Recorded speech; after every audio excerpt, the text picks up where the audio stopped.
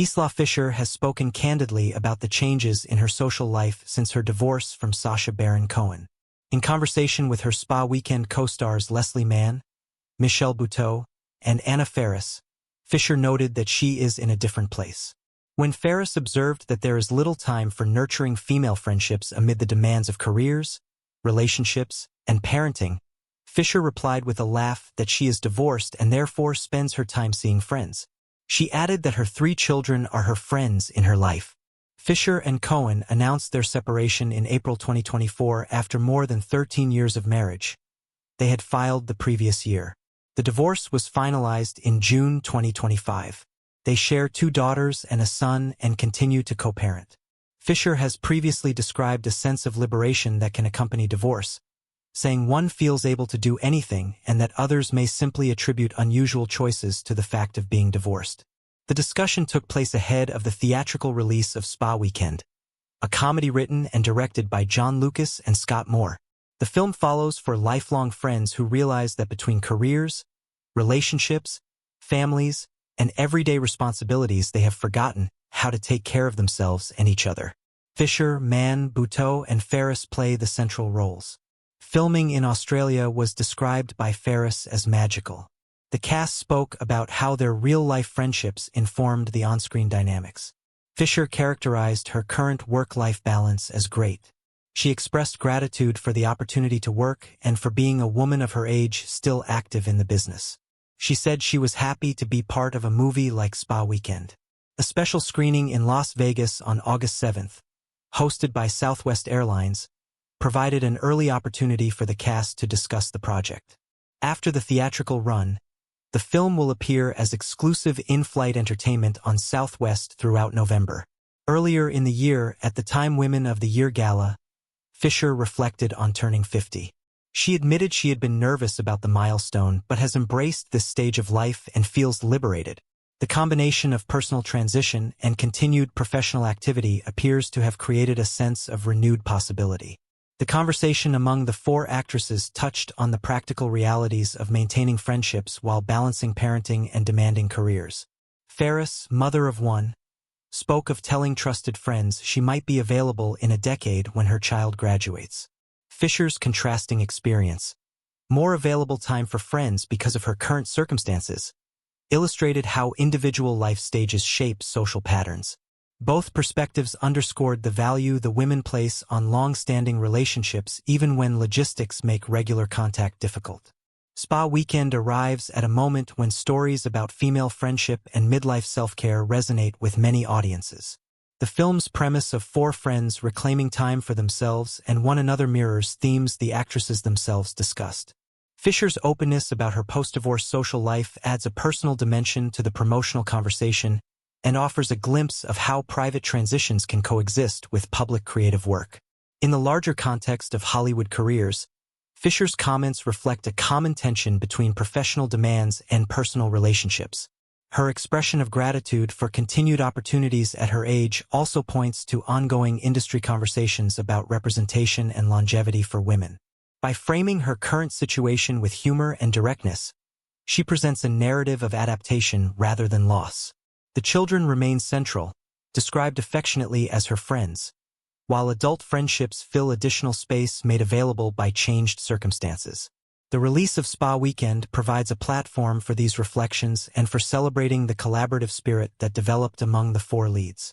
Their shared experiences of motherhood, career navigation, and, in Fisher's case, recent divorce, informed both the on-set atmosphere and the promotional dialogue. Audiences who encounter the film may recognize elements of their own lives in the characters' struggles to prioritize friendship and self-care. Fisher's real-life observations supply an authentic counterpoint to the scripted story, reinforcing the idea that the search for balance is ongoing and highly individual. The 5th and final season of Outer Banks concluded on Netflix with the episode titled The Storm and What Came After. Across the season, the Pogues, John B., Sarah, Kiera, Pope, and Cleo pursued the Blue Crown and the skittly artifact that could unlock its powers while seeking revenge for the death of JJ, killed by his biological father Groff in Season 4. The series finale raised the stakes with a hurricane that forced a mandatory evacuation of Kildare Island. Residents struggled to leave as the storm intensified. The Pogas remained determined to locate Groff and the royal merchant gold he had stolen from Rose Cameron, who had earlier taken it from them. The group split up, knowing that if Groff escaped during the storm they might never find him. Pope helped his father evacuate, but the two ended up in dangerous waters. John B. and Sarah rescued them, and the group sought temporary shelter in a lighthouse. Rafe Cameron, wanted for the season 1 killing of Sheriff Susan Peterkin after new evidence emerged, refused to leave without his fiancée Sophia, who was in jail for helping him evade capture. During the storm he broke her out. Sheriff Shoop pursued them until a falling tree branch pinned him. Instead of fleeing, Sophia insisted they help. Rafe admitted to the murder, expressed regret, and asked Shoop not to chase him, promising to disappear. Shoop allowed them to go. After the storm, Rafe and Sophia left for South America on a boat arranged by Pope. Rafe said goodbye to his sister Sarah, aware he might never know her unborn child. Earlier, Kiera had obtained the blue crown but discovered its power showed everything, rather than bringing the dead back to life. She experienced a montage of memories with JJ. To survive, she returned the crown to Anton Finch. When the Pogas learned Groff had stolen the gold from Rose, they declined her offer of a cut and pursued it themselves. Kiera tracked Groff to a boat loaded with the gold.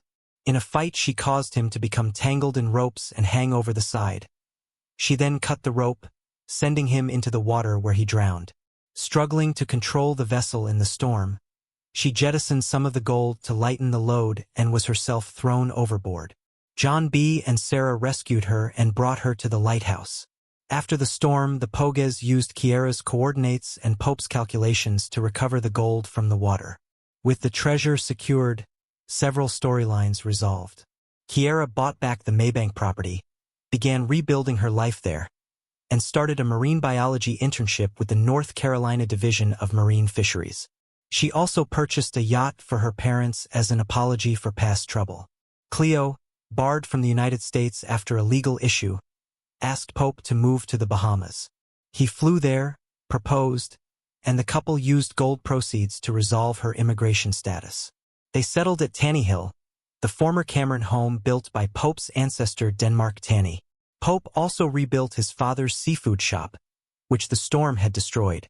John B. and Sarah used their share of the gold to buy additional land so that Kooks and Pogas could coexist, repaid debts, and rebuilt John B.'s childhood home with upgrades including central air conditioning. Sarah gave birth to a child they named JJ. The finale closed with a more formal wedding at their home attended by many familiar faces, including Shoop, Rose, Barry, and Sarah's mother Ellie. Rafe appeared via video call. John B. reflected that the hardships and losses had not necessarily made the journey worthwhile, yet they had finally secured one lasting win. The series thus ended with the Pogas moving beyond constant treasure hunting into more settled lives, while retaining the bonds formed through years of adventure and loss. The hurricane served both as a literal climax and a metaphorical clearing that allowed new beginnings. Character arcs reached points of relative stability.